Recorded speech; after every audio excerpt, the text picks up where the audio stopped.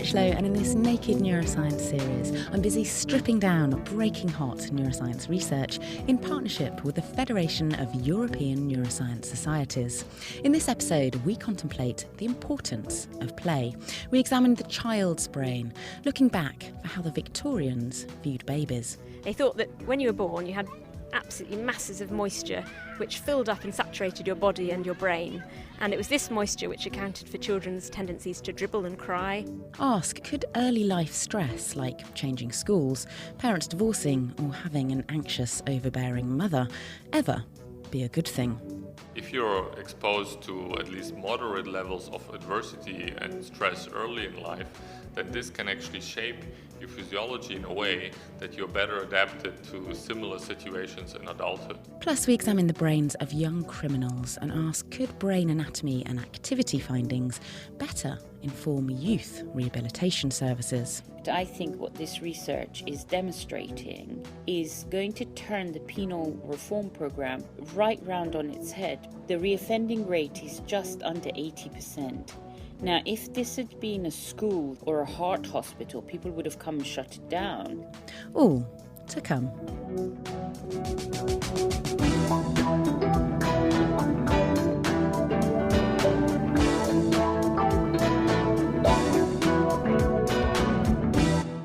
First up, 4 children die every day as a result of abuse in America alone.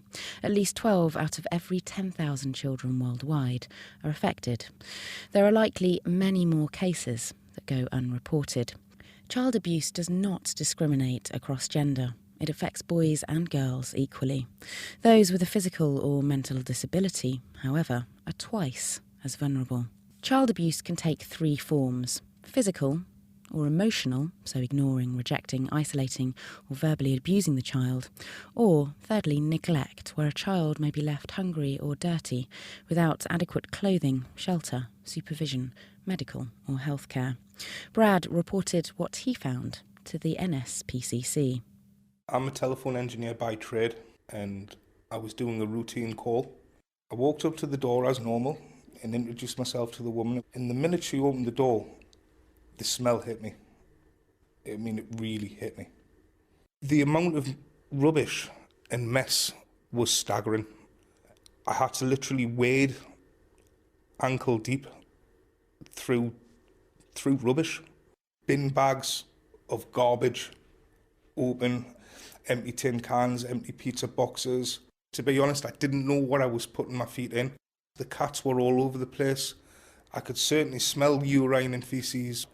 But when I actually got to my workstation, the flies were landing on my face. I noticed that on the settee, along with the 2 adults, was a young toddler. This shocked me.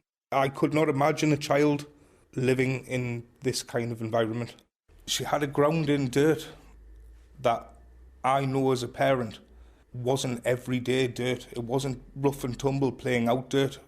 It was ground in, built up over time. It was clear she had nowhere to play and didn't play.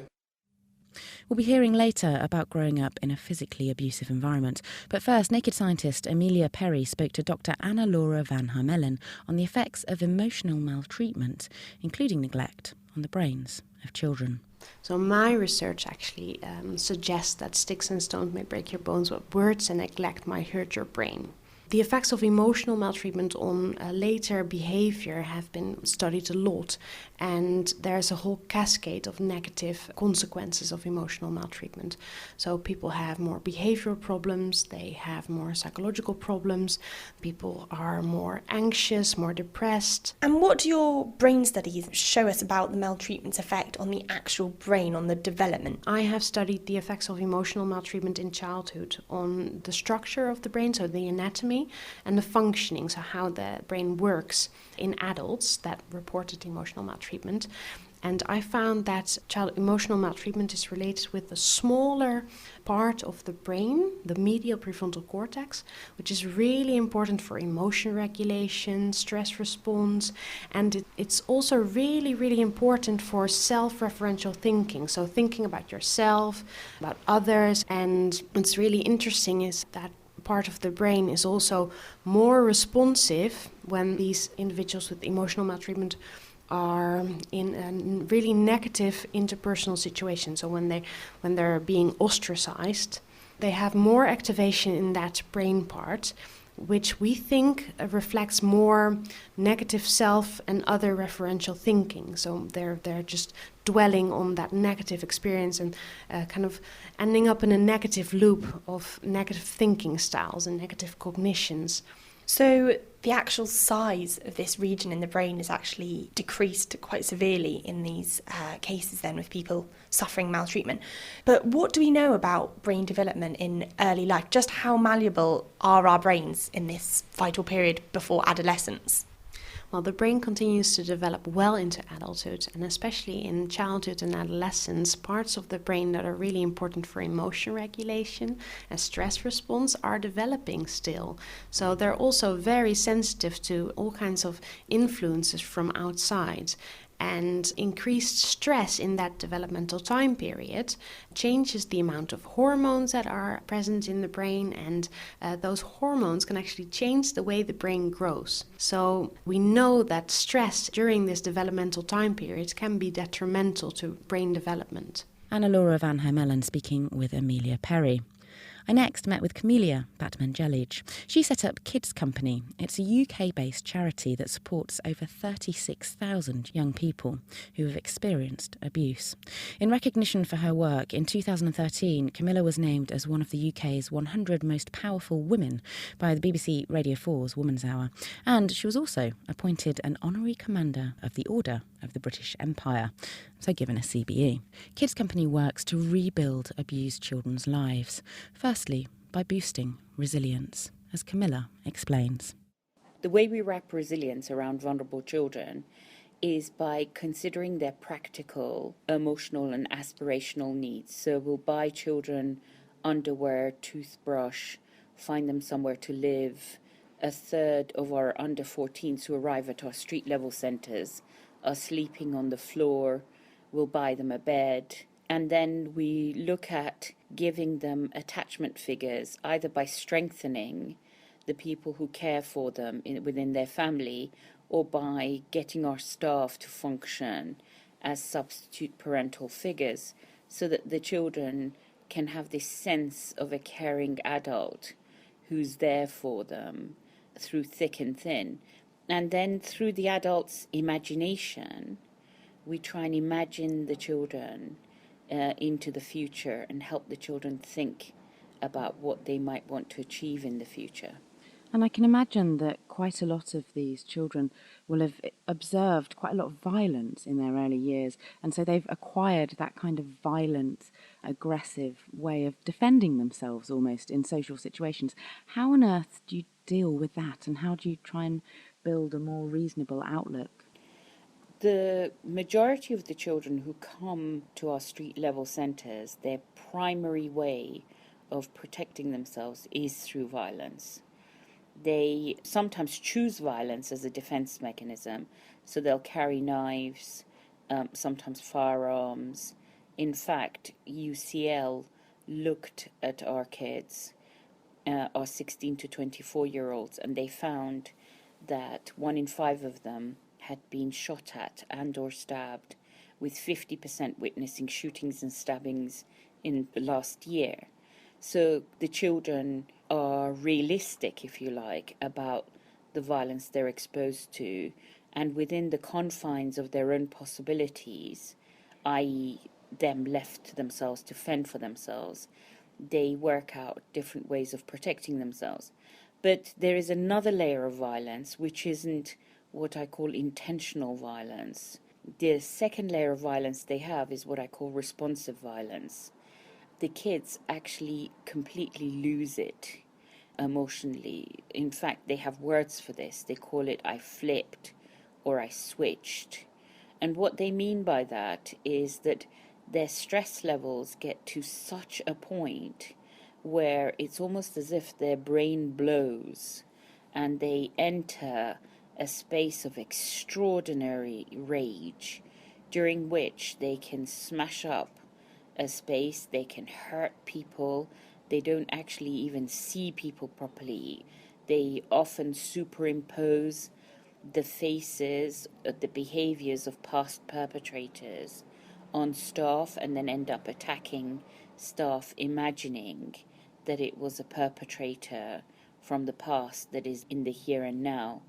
So there is some kind of an explosive, reactive violence that they're capable of.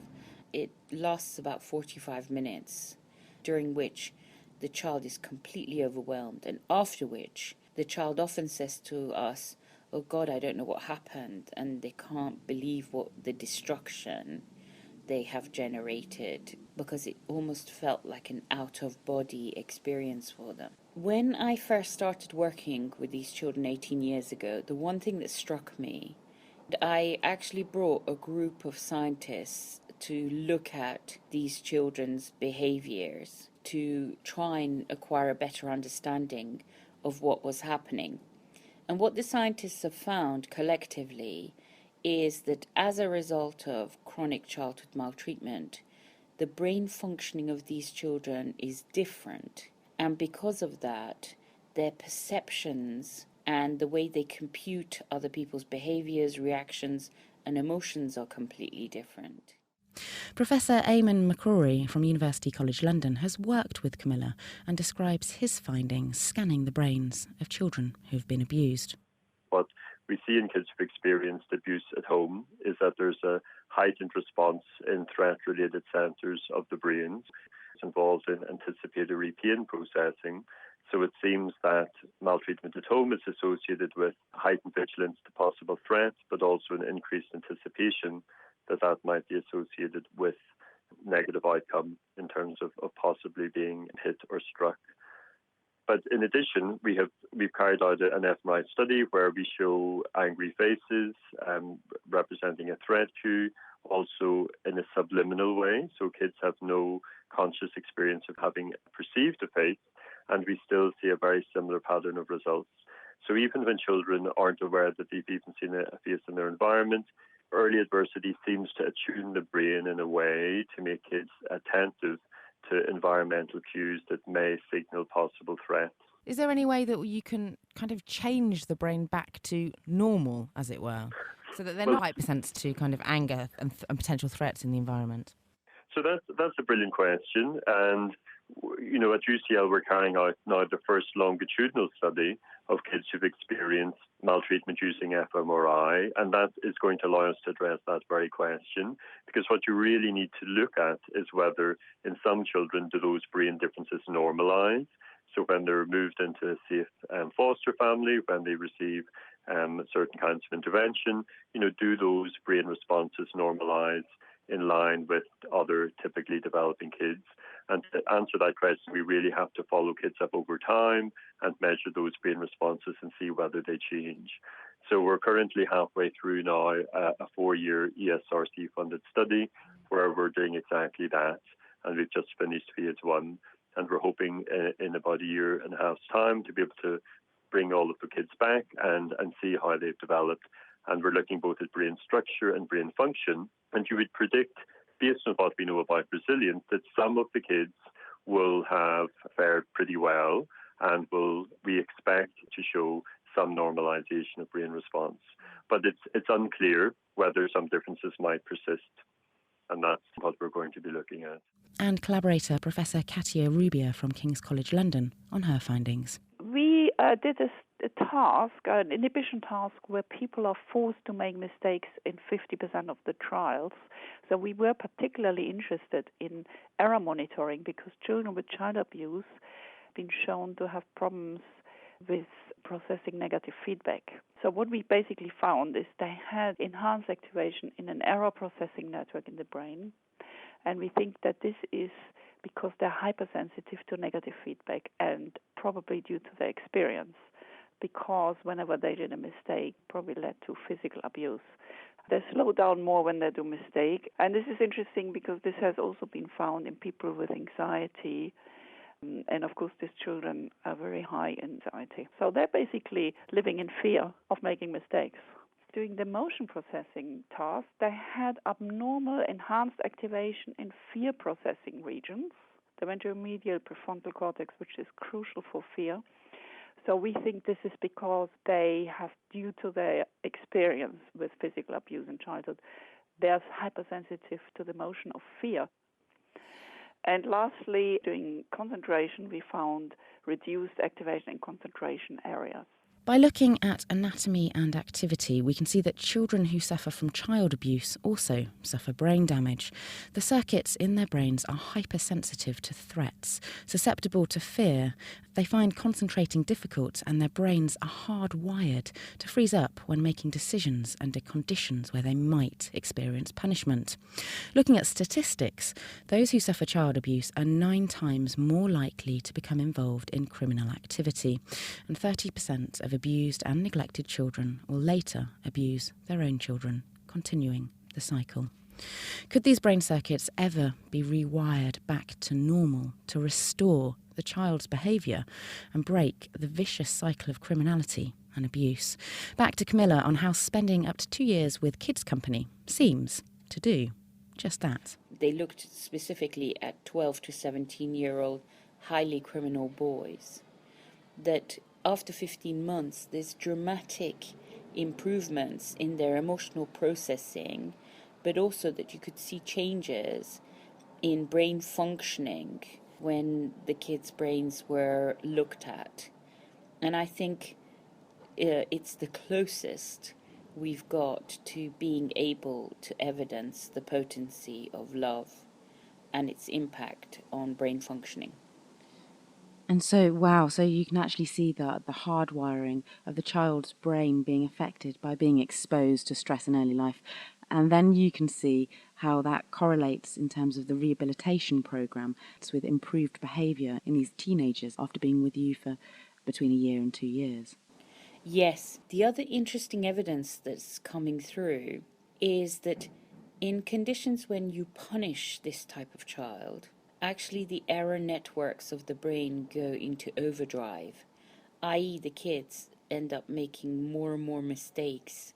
They don't correct their behavior when they're punished, whereas the control group who haven't been maltreated have a capacity to correct. I think what this proves is the underlying chronic anxiety state that is prevalent in these children, even if they appear to be invincible and very aggressive and non-caring. Actually, underneath it, what you've got is a terrorized kid with high levels of anxiety.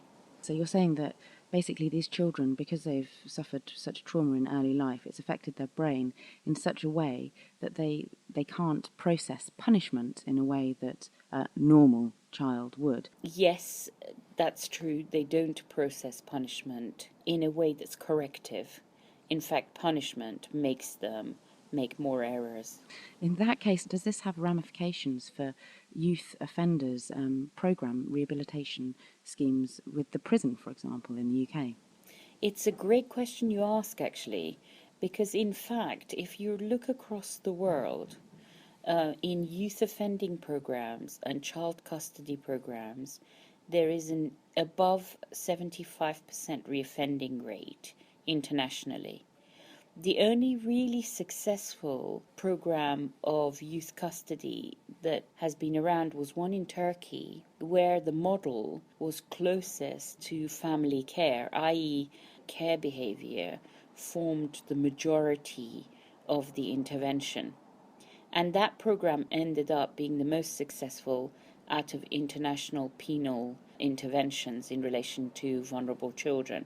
But in England, the reoffending rate is just under 80% in child custody, youth offending, and youth custody. Now, if this had been a school that was failing at the rate of just under 80%, or a heart hospital, people would have come and shut it down and said it doesn't work. And in fact, I think what this research is demonstrating is going to turn the penal reform program right round on its head, because it means that the children do not have the neuronal capacity to control their own behaviors appropriately, i.e., it's not that their brain is like another normal child and then they happen to make poor moral choices, which you imagine that through punishment you can correct, i.e., you can make them make better choices.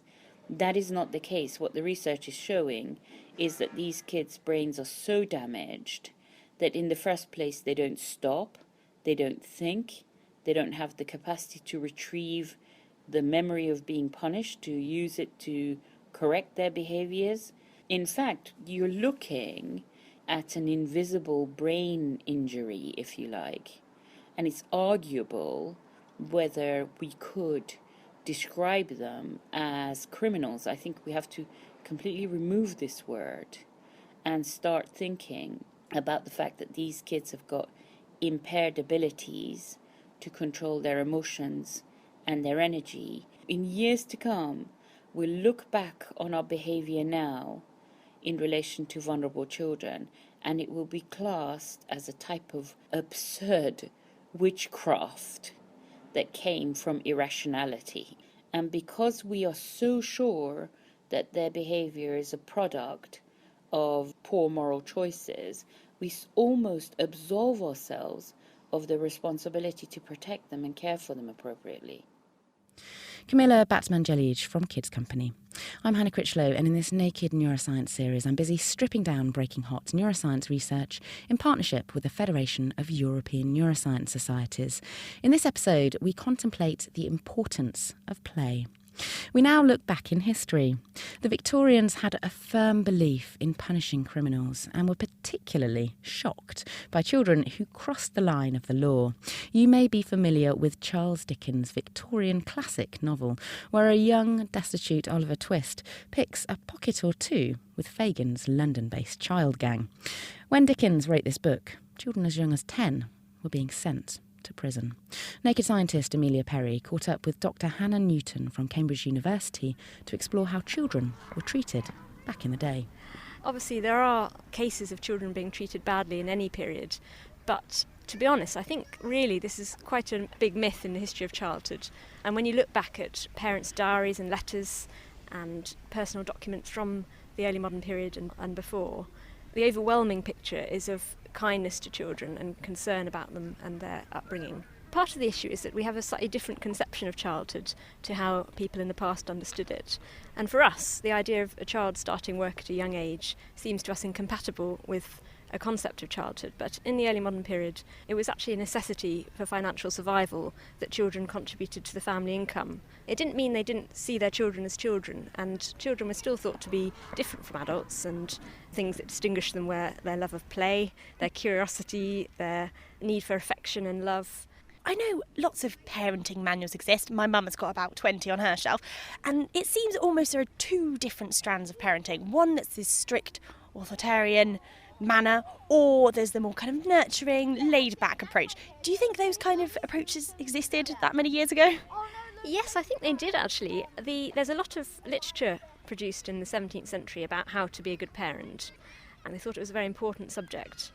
And they tend to take a kind of moderate view. They believe that children should be nurtured and loved, and that the primary duty of parents is to love and care for their children. But they also have very high expectations of children's behaviour, and they think that children should be obedient. I think in terms of different strands of parenting, this is detectable because you can see parents writing in their letters and their diaries about parenting, and mothers occasionally, I think there's a gender element, mothers are often accused of being rather too fond of their children and spoiling them. But there's equally great concern about being overly strict with children, and bringing a child up in fear is thought to be not necessarily very good for the child's own development. So in the end, really, it's about moderation. They think love and affection, but also discipline and knowing the boundaries. So how did people view children's brains back then? What do they think about them? The main overriding characteristics of children was their moisture. They thought that when you were born, you had absolutely masses of moisture which filled up and saturated your body and your brain. And it was this moisture which accounted for children's tendencies to dribble and cry and the soft texture of their skin. And I suppose they looked at old people and they thought that old people looked rather dry and wrinkly, and ageing was therefore seen as a cooling and drying process. So you were born with lots of heat and moisture, and you progressively dried out and cooled down until eventually you died, and that was the cause of natural death. And this moisture had a massive impact on children's brains. It was thought to, one author wrote that children's brains are drowned and drunk with moisture and humours, and this was why children weren't very rational. And it also accounted for their emotional tendencies. Children cry very easily and get very happy and very sad very quickly. And that emotional fluctuation was put down to the fact that the rational soul, the part of the soul responsible for reason, was slightly incapacitated by all this liquid. And for this reason, children's brains were thought to be like wax. They were very impressionable, which made them peculiarly capable of learning, and also made them a time in their life really when their personality was thought to be formed. This was really why parents needed to show affection to their children and teach them all the right manners and morals that they would need for the rest of their life. The brain was most impressionable for all influences, good and bad. Little children, babies, were thought to have very poor memories because their brains were so wet and so drenched that they couldn't really retain any impressions. But as the child got to the age of about 7, it dried out slightly and then suddenly became the perfect consistency for learning, which is why children started school at 7. And the other issue is that I suppose the treatment of a child, how they were brought up, was thought to be particularly important in that age group because they would remember how they had been treated. So are there any records of brutality against children occurring in these earlier periods?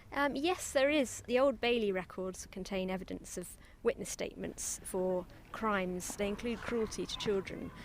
There was some allowance for correcting children. They called it moderate correction, which meant kind of beating a child, but it wasn't supposed to be violent. And I think the word beat for us conjures up images of really violent, aggressive physical assault, but in the early modern period it was perhaps more like how we might understand slapping or smacking a child.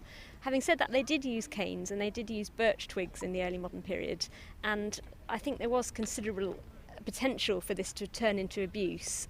Having said that, it wasn't really advisable and it was prosecuted quite severely in the courts. The death of a child caused by beating was a heinous crime and was punishable by death for the perpetrator. Hannah Newton from Cambridge University. We close the show by discussing how a mild amount of stress in early life could actually have a positive effect for some. Dr. Matthias Schmidt from the Munich Max Planck Institute of Psychiatry studies this in mice. One of the major risk factors for depression that we know of from the environment is the stress exposure. And here, especially stress exposure early in life seems to be very detrimental in determining the risk of later disease. And in humans, the type of early childhood stresses that you're talking about that might predispose to depression are things like, for example, being affected by violence at home or conflict at home, or even things like moving home or moving schools, for example, might increase your risk of depression later on in life. Yes, this is true. In mice, obviously, we want to have a model system which is very controllable, but we don't want to do anything to the animals which is ethically not supportable. So what we do is moderate stressors where we basically alter the environment of the mother in a way that the maternal behavior gets more erratic or less predictable, and that basically also affects the offspring. Using that sort of model, we can then ask the question of what is the long-term consequence of that. And by stressing the mother, are the baby mice actually still weaning at that time? Are they still taking her milk? And in that case, could some of these stress factors be passed on through the milk? Yes, there's also the possibility that some of the stress factors of the mother are via the milk getting into the baby pups. But actually it was shown that most of the effects are really transmitted via maternal behavior. So the mother, via her behavior, can actually have a very calming or very upsetting effect on the offspring. And it's really actually a little bit like in humans. If you have a very predictable childhood with very clear rules and no erratic situations, then this is usually not very stressful and good. And if the situation is very difficult and unpredictable, and this is usually what was really stressful for kids and is also very stressful for mice. But it's not the case that every single child that might have to move schools or move house or might experience conflict within their home, that they will go on to develop depression or anxiety, for example. So are you seeing that with the mice as well, that some mice are absolutely fine with this early experience in life and some mice just do seem to get depression? Yes, so this is actually the core of our research approach. So what we see indeed is that as in humans, not all the individuals we expose to stress eventually develop a depression-like symptom. And what does a slightly depressed or anxious mice look like? We measure behaviors in terms of anxiety. This is relatively straightforward. Mice are afraid of open spaces or they are afraid of very bright areas, but on the other hand, they want to explore their environment, maybe search for food.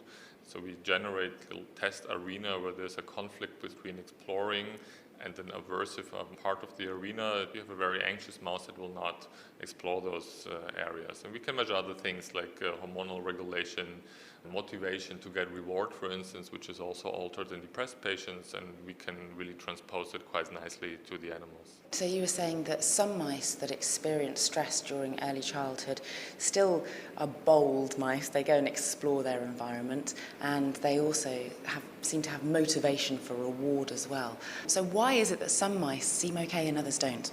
Yes, as in humans, there's a strong genetic component of psychiatric disorders and depression specific, and we see that in humans, and we can also confirm that in animals, and here we have the opportunity to manipulate the genetic background of these animals and manipulate specific genes, and by doing that we can shift the balance of vulnerability and resilience to stress. So based on the mice's genetics, they can either be very resilient to any early life stresses or they could be very predisposed to depression and anxiety. So is it the same in humans? Yes, we also find genetic risk factors for depression in humans. On the one hand, stress is a risk factor for disease, but on the other hand, it is adaptive in a way. So if you're exposed to at least moderate levels of adversity and stress early in life, then this can actually shape your physiology in a way that you're better adapted to similar situations in adulthood. And the stress factor, so the stress hormone in humans is something called cortisol, and the cortisol system in the brain is still developing in babies in the first 5 years and even further on into life. So could it be that stressful experiences very early on in childhood could then tweak or change that cortisol system or sensitivity in the brain to then actually help make some children more resilient in the future?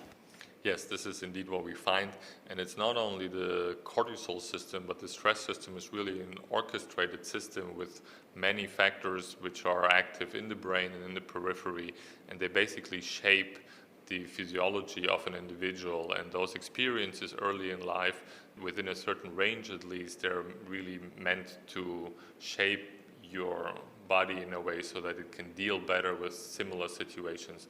We all know that stress is part of everyday life, and it was for millions of years before, and just our physiology is adapted in a way to deal with that and also to develop into that. So if you're growing up in a very adverse circumstances, then your body should better adapt to that so that you can actively cope with the situation later on. We are now living in a world where a lot of things change very quickly, and I think this is the core of the problem, because you're growing up in a very protected home maybe, but then you have to face many stressors in adult life, or vice versa. You're growing up under very adverse situations, but then your adult life is very different. And what genes are involved in this resilience to stress? Is it the cortisol system or is it different genes? We do find genes which are involved in the regulation of the stress system, which is the system, the main system, which is producing cortisol as an end product in humans, which are also directly modulating the vulnerability of animals to stressful life events. So bottom line then is that stress in early childhood might not actually be a bad thing. It might make you more resilient and more likely to flourish later on in life. Do you think we'll ever get to a stage where we could have biomarkers, so biological markers, which could indicate whether an individual is going to grow up to be a very resilient person later in life, or whether they're going to be more likely to become depressed? Yes, so this is exactly the way we are going, and we hope to get there in the near future. At the moment, as I said, depression is diagnosed just by the symptoms and then treated with the same drugs independent of what genetic background you have, independent of what early life history you have.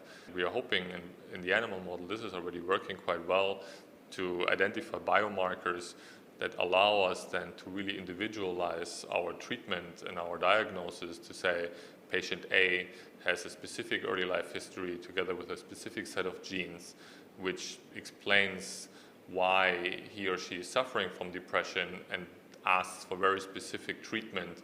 The same treatment would not work in patient B because he or she has a different history and a different set of genes and just needs a different treatment. And we just have to step away from this one drug for everyone and just really go into this personalized medicine and help people. And that's all we have time for this month, I'm afraid. If you have any questions or comments, please do get in touch. It's hannah@thenakedscientists.com. Thanks to all those who took part in the programme: the NSPCC, Amelia Perry, Dr. Anna-Laura Van Hermelen, Camilla Batman-Jelij, Eamon McCrory, Katia Rubia, Hannah Newton and Matthias Schmidt. Signing off, I'm Hannah Critchlow with this special Naked Neuroscience episode supported by the Federation of European Neuroscience Societies. See you next month to open our minds.